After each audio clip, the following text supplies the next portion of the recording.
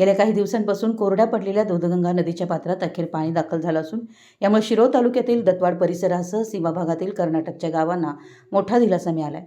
वाढत्या उन्हामुळे निर्माण झालेली पाणी टंचाईची धास्ती आता संपली असून सोमवारी सकाळी पाणी आल्यानं शेतकरी आणि ग्रामस्थांमध्ये समाधानाचं वातावरण आहे.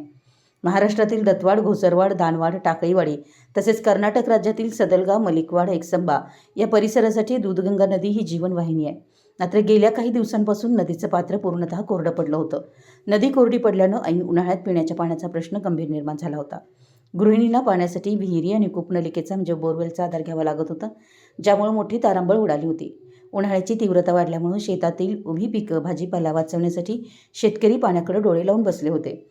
नदीला पाणी नसल्यानं पिके तग धरतील की नाही अशी भीती व्यक्त होत होती.